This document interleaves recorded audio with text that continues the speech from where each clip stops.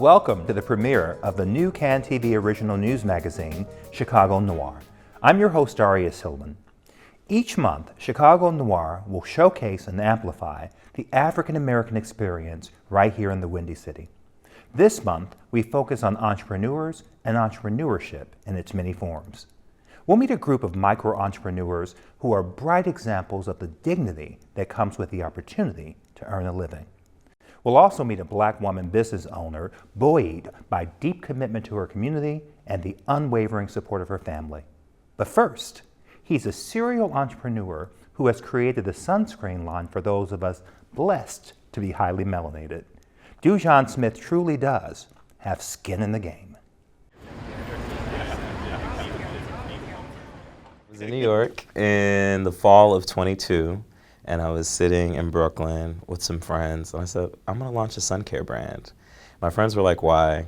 And we're out here scribbling different names. My Black Skin came up. It was a play on sunblock, and then the way that Jamaicans try to say black and how it always sounds like block. I look back over my life. I've been to 55 countries, and the one constant, I'm always having interactions with the sun. But I hated my interactions with sun care products because they left that white cast. I felt like men, and specifically men of color, were not brought into the conversation. I've been so inspired by the other sun care brands that are out there, but I hadn't seen a brand that was actually educating our community on why we need sun care products. People think because you got a little bit more melanin in you, because we're Fitzpatrick skin tone 4, 5, and 6, that we don't need sun care products. While we might not burn as easily as folks with lighter skin tones, there's still damaging effects that happen from the sun. Whether there's development of skin cancers and melanomas. And being a young man of Jamaican heritage, my parents are from Jamaica and came here to the States. I knew Bob Marley died from melanoma that started in his foot. And after looking at the clinical trials and data and the reports that came out that Black men specifically were dying from higher rates of skin cancers and melanoma, I said, I'm gonna launch a brand that's gonna be this sort of educational platform, but also a wonderful formulated sort of sun care product that educated, but then still, protected the melanin and allowed it to glow. So I have a two-parter here. First, great answer, but I wake up some days and I go, I want to solve a problem. And then I could wake up and go, I want to create skincare products.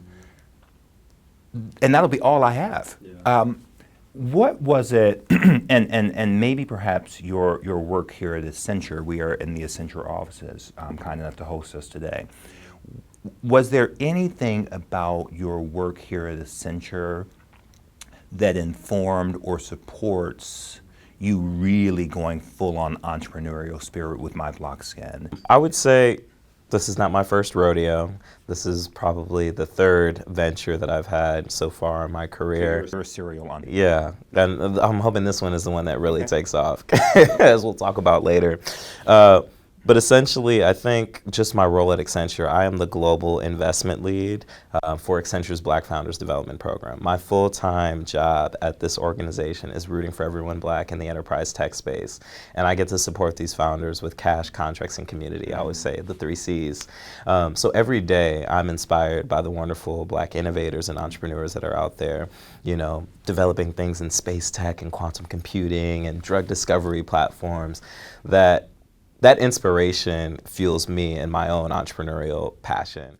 Hello, I'm Dujon Smith, founder and CEO of My Black Skin. Back again, so chapter 2, brand identity, logo, packaging, all that good stuff. Chapter 18, all right, logistics and 3PL. Chapter 19, let's talk about service providers. Like, as you all know, I'm just an outsourcing king. Chapter 20, road to retail. You created as a part of this journey, and I watched it ferociously. You created a 20-chapter journey. Your journey of getting My Black Skin from ideation to implementation. Why did you do that? And what do you hope viewers will get from watching the experience? Yeah, so to your point earlier, sometimes we wake up with ideas, but those ideas don't always come to fruition right away. It's just so often that you have an idea and then you have to do your research to then uncover more information because there's just so much out there. And that's one reason why we really wanted to do this 20-part series, is just to show this raw, unfiltered, honest but authentic view of my own journey to hopefully inspire others. We are here at Soho House Festival in London, having a wonderful activation as the official sunscreen provider. Describe your relationship with failure, and if that relationship has changed or evolved in any way since you began this journey with My Block Skin. Yeah, I just view them as lessons learned, because people, it's all on basically your perspective. I would say my first entrepreneur endeavor was all around creating an app for college students to tap into their discretionary spending power and, you know, aggregating discounts. That didn't necessarily go anywhere. I thought I was going to be the next like Facebook founder or Snapchat founder in Silicon Beach, as they say, when I was living in LA. I know it's an entrepreneurial spirit, and you, it's like a Frito-Lay where you go, I've got another one, I've got another idea, I've got another one. And I think the difference, maybe as I'm listening to you, the difference between the rest of us who have an idea a day is the gap between the idea and the fearlessness and the willing to sacrifice. Because I cannot imagine how I'd survive sacrificing 60% of my income for a dream. And I think far too often, we talked about this earlier, with investing and not having those systems and networks in place. When someone who looks like you or I want to do it, the sacrifice is a deeper sacrifice. It's no Elon Musk using somebody else's money. You've got to prove the concept with your money first before anybody even thinks about supporting it. Raising and losing capital, the ebbs and flows of being an entrepreneur and trying to get at this thing.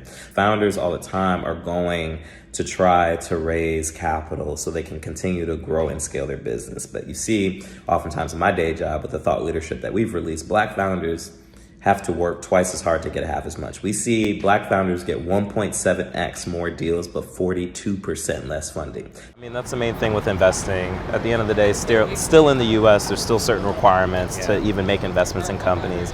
You have to at least make $250K a year. You have to have $1 million in net worth. And that's another thing that is a conversation that still needs to be had, because that's still blocking a lot of people from participating in an asset class that can have crazy, wonderful outsized returns. We talked about the educational aspect of My Block Skin. As you're building out the company, is that going to include some of the spokespeople you use, educational programs? Yes. What are you envisioning for that? Definitely growing our community base of brand ambassadors and individuals that are helping us amplify the message to Black and brown folks and everyone, as I said, from porcelain to espresso skin tone, to utilize SPF products all day, all year round, not just Memorial Day to Labor Day. What advice would you give to someone who's watching this conversation and listening to your story, and they are thinking about whether or not to follow in your footsteps and try to bring an idea that they have to life? What key advice would you give them? Really just focusing on the execution, because to your point, the ideas and the concepts are one thing, but if your execution isn't there, then you know, it's not really going to come to life or fruition. And for me, even in the threads of that 20-part series, I couldn't do any of this by myself. I am one individual that is the face of the company, but there's a whole team of individuals that I had to bring in, contractors, co-founders, employees, that helped bring this product to life and bring this story to life.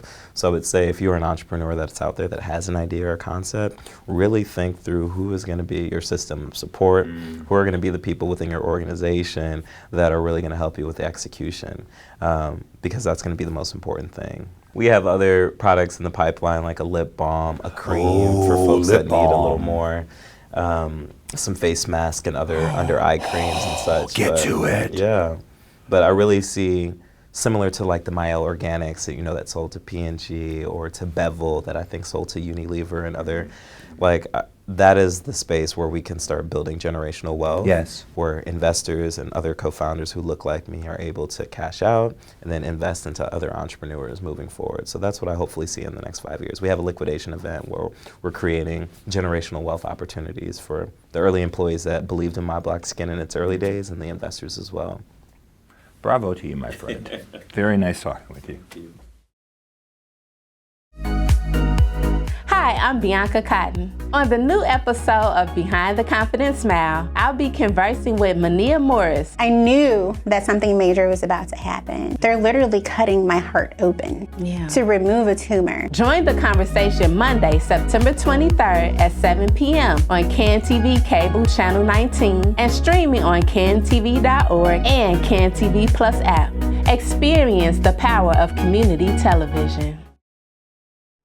The first edition of Streetwise hit the streets of Chicago back in 1992. The organization's founder, Judd Lofchi, was intent on implementing a practical solution to the crises of homelessness in Chicago. The idea was simple: give homeless individuals a chance to regain personal dignity and help themselves by selling a newspaper to earn an income rather than beg. 32 years later, Streetwise continues to provide that dignity and opportunity by taking it to the streets.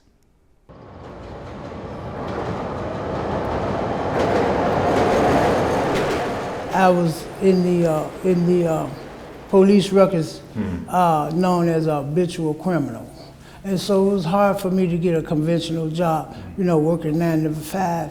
And so Fred told me that he was working downtown doing Streetwise. And I was like, "You work downtown?" And he was like, "Yeah." And he was like, "You can come on board if you like, When I first started, it was kind of difficult because I wasn't a people person when I first started, not selling magazines because that was sort of like below me, to be asking people, would you like to buy a magazine? Would you like to buy a magazine? I thought that was below my talent, right? And so I really didn't want to do it, but it grew on me.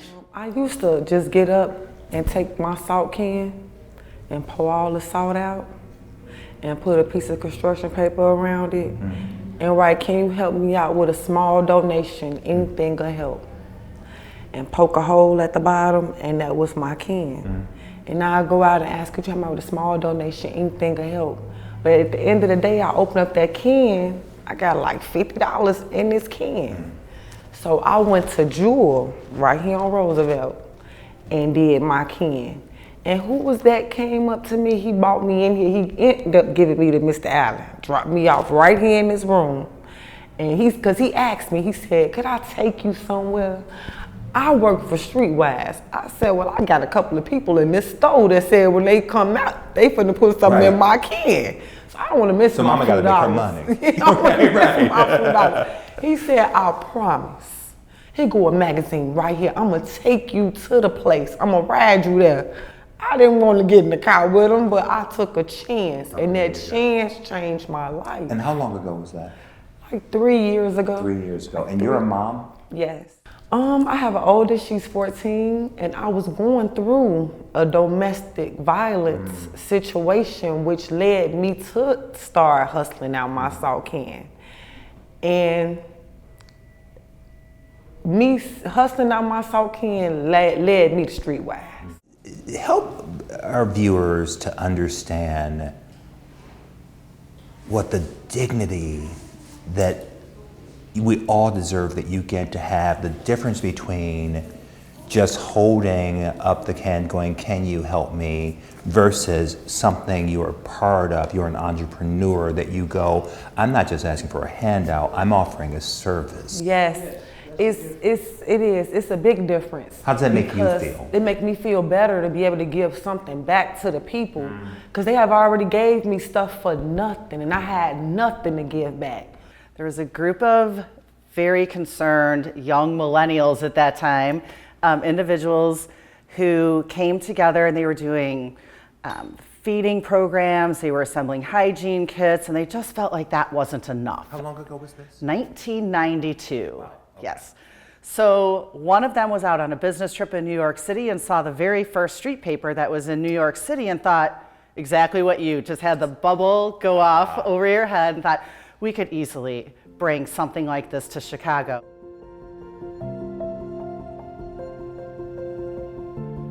From the supportive services standpoint, what's also incredibly important is the sense of community that is built amongst the vendor force. I watch that as I'm walking through the facility. Amazing. And you know, we talk about the people that we serve, and there are so many negative stereotypes about people experiencing homelessness, and unfortunately, the negative stereotypes that people have about our vendors. They make assumptions about who they are, how they got there, what they're doing with their money, and that can be incredibly isolating.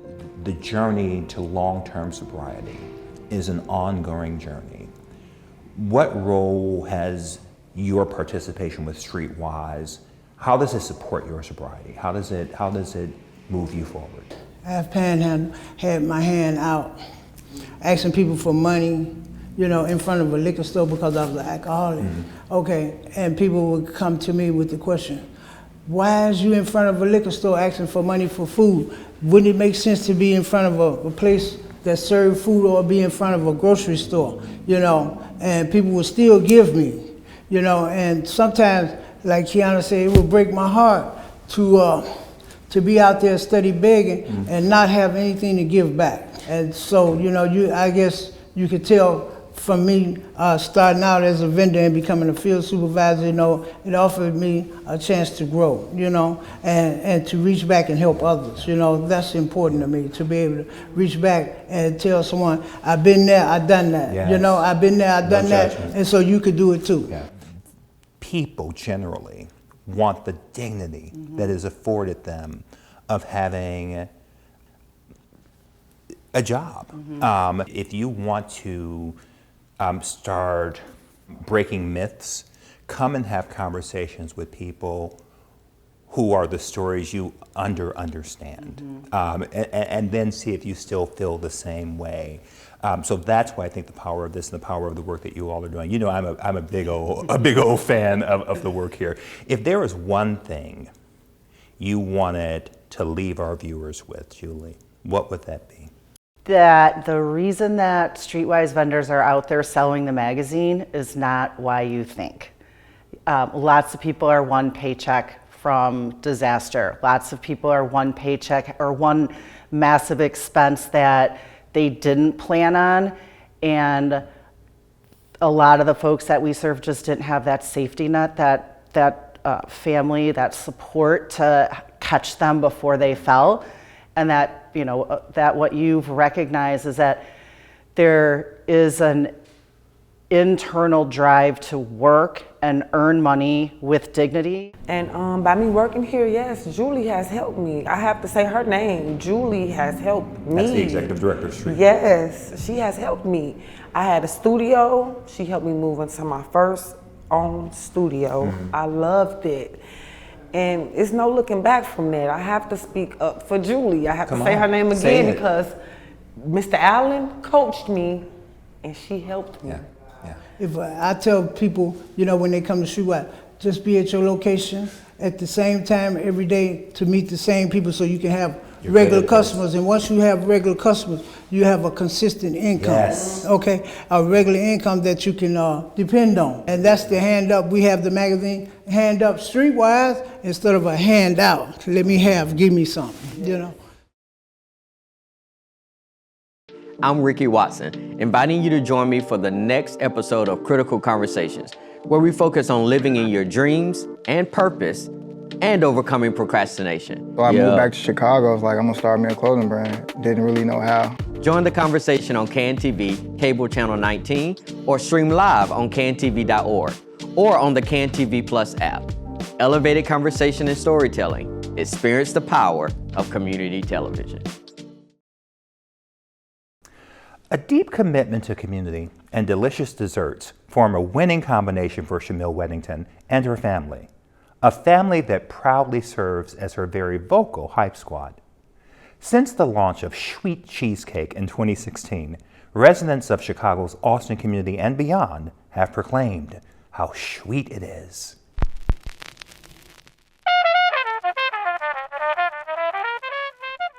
As we sit here right now, tell me where are we? We are at Sweet Original Homemade Chicago Cheesecake, our little humble artisan bakery on the west side here in the Austin area, 5248 West Chicago Avenue.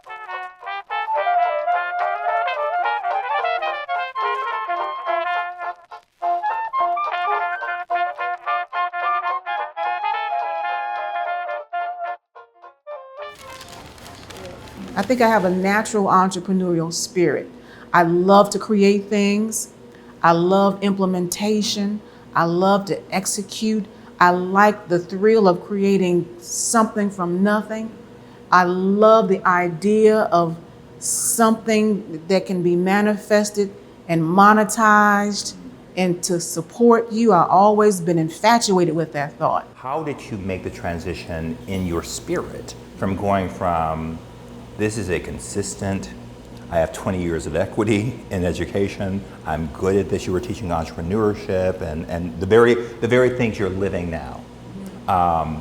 So I love when they say some people, those who can't teach, you can and do and have done both. It was always in me from a child. When I was little, I would watch my mother and my grandmother go to work 5 days a week, come back home tired, dead dog tired, with this much money. And I watched that when I was a little girl, 5, 6, 7, 8 years old, and it resonated with me and I never forgot it. And I said to myself, I don't want to be that way. This feels like a family business in the best way. What does it feel like? And I know every moment is not perfect, but that's the beautiful imperfection of family. But what does it mean to you to be standing here with your younger brother, your mom, and your dad, and your sister in this business? What does it mean to you? This is a very important experience, like being able to like work with my family instead of like with others yet. It's interesting. Like we're in a nice organized position here. It's like a factory, like a busy factory. It's really cool. My wife, she loved in our home, and we invite you over to come. You'll be there to eat. You'll see we have some type of signage here and there. And there's one sign in particular above our sink that says a house is made of boards and beams. A home is built on love and dreams. And that's what we've been about on this particular journey. You know, the love and the dreams. That's what we've been putting into our 3 children, just to get them out there. That's what we share with each other. And of course, you know, family is family. You know, there's not going to be a picture perfect. You're going to be clawing and scratching and scraping. But those moments when it clicks, we have those days where we understand fundamentally it's all about support. It's about being intentional. It's about living your truth. Great. It's an honor to be with this amazing, beautiful family. It's amazing to have this opportunity to serve my community. My family. There it is. And sing. There it is. Come on, come on, yes. If someone were to ask you, why are your cheesecakes so special and so delicious? Why? Well, I'd say because we couldn't find what we were looking for. We made it special because we had to have a cheesecake that was fluffy. Come on. I'm a texture girl, I mentioned that before. You did. I had to have fresh fruit. It was important to have house-made whipped cream. We get feedback from customers, old and new, and the first thing they say, it's kind of like creamy, it's fluffy. It's fluffy. And the eyes go up, and they lighten up. You're about to see it now. And it's, I got my mouth watering too, right? But it's the texture that makes it It's really breathtaking. unique. It really, and I'm a cheesecake fan. Let me talk about your product. And this is not an endorsement, this is just telling you what I experienced. It is light without being non-existent. It's not overly sugary. It feels fresh in your mouth. You just, even for someone like me, you know you're tasting fresh ingredients. You have, this right here is called, That's the Viola strawberry. and the Viola is Named a after namesake. my grandmother Viola. Tell me about Grandma Viola, because I feel like this food is touched with love. My granny was born in 1930 in Greenwood, Mississippi. She was one of 9 children. And they were sharecroppers. And her mother passed away in childbirth.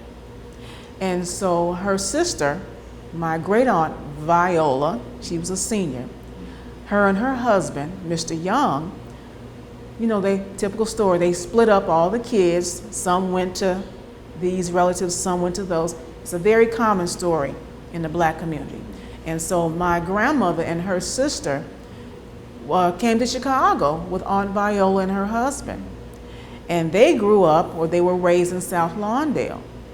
So Viola, she would tell me about the train ride up to Chicago and how they had to stand because, you know, they were black. You know, they had to stand because in the Negro section. Yeah. So that's one of the many stories I remember her telling me about being a part of the Great Migration. What advice, a piece of advice you would give to a would-be entrepreneur at home or on their computer or on the park bench watching this online on streaming? What advice would you give them as they are contemplating taking a dream and perhaps working to realize it?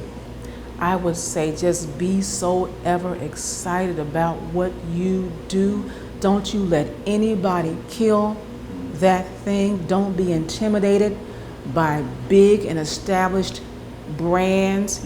You can do it. You can bootstrap this thing. You can create something from nothing. It's your energy and your wherewithal that can take you where you need to be. And if you work in the spirit of integrity, it will attract everything that you desire.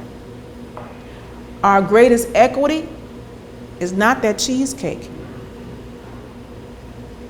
It's the principles that we stand on and whether or not we actually walk in it. I promise you. We always say, we say it in our social media, it's about more than cheesecake. You sure do. Because we ain't got a whole lot of money in this place. Come on. We ain't got a whole lot of money. Listen, sister friend, you are talking to my whole spirit. I'm just going to say it. My final question right now. Yes. What would Viola say? What is she saying right now watching what you and your family are doing? You're going to make me cry. We'll do it together.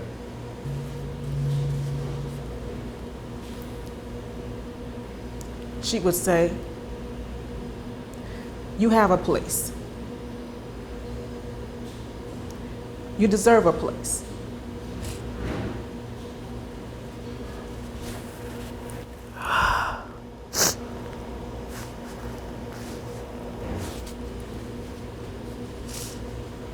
She would say, tell your truth. And don't be afraid to tell it.